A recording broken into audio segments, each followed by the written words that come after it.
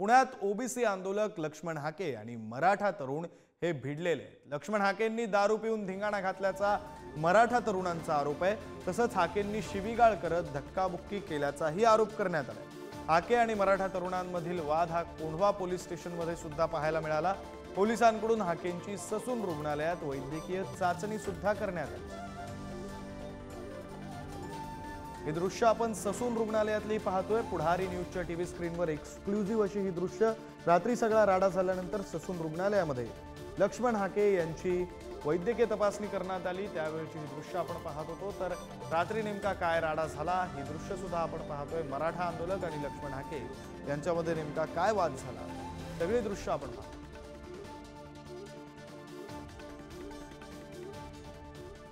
तर या सगळ्यावर मराठा युवक तसंच मनोज जरांगे आणि स्वतः लक्ष्मण हाके यांनी काय प्रतिक्रिया दिल्यात आपण त्या सुद्धा पाहूया। मी त्या ठिकाणी आल्यानंतर हाके साहेब टू व्हीलरवरनं खाली येत होते। खाली आल्यानंतर त्यांना आम्ही 2 मिनिटं रिक्वेस्ट केली की साहेब तुमच्यासोबत बोलायचंय। तर ते गाडीवरनं उतरून शिवे द्यायला लागले आम्हाला की तुमचा काय संबंध आम्हाला इथं थांबायचं बोलण्याचा। त्यानंतर आम्ही त्यांना म्हणलं तुम्ही असं बोलू नका। त्यानंतर त्यांनी काही त्यांच्या बांधवांना फोन केले। त्यांचे काही बांधव तिथं आले। अक्षरशः ते हातात काठ्या घेऊन आले। त्याचे व्हिडिओज आपल्याकडे आहेत, सगळी रेकॉर्डिंग आहे। काठ्या घेऊन आल्यानंतर त्यांनी काही बांधवांना आमचा जो मते आहे सुधीर मते व काही पायगुडे वगैरे असेल यांना धमक्या दिल्या। आता हाके कुठे आहेत? मारून टाकेल 2 महिन्यात। आता हाके कुठे आहेत?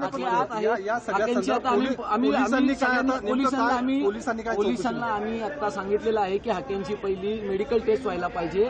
ते दारू पिलेत का नाही हे सिद्ध झालं पाहिजे। मध्ये कोणी काय केलं आणि ते कोण कशात व्हिडिओत गाठलाय तो कोण कशात गाठलाय मी त्याच्यावर लक्ष देत नाही।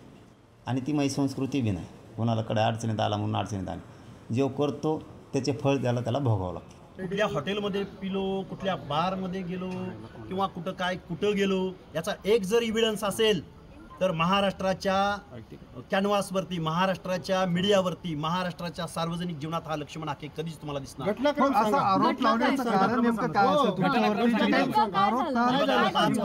माझ्या घरापासून 500 ते 1000 मीटर अंतरावरती मी वॉकिंगला 5 वाजता गेलो होतो। त्यावेळी 2 इसम माझ्याशी बोलून गेले। त्याच इस्मानी मला पकडला। त्याच इस्मानी परत काय बोललं तुम्हाला? त्यावेळी माझ्याशी नॉर्मल बोलले, गेवराईचं वगैरे असं बोलले। तो गेवराईचा माणूस आहे, तो माझ्याशी बोलला सुद्धा। आणि परत मी जिथून खाली निघतो त्या ठिकाणी 5 ते 6 4 व्हीलर आल्या आणि तिथून बाहेर पडत असताना मोटरसायकलवर मी होतो। माझे दोन्ही हात पकडले, मानगुटी पकडली आणि मला जिवे मारण्याचा हा प्रयत्न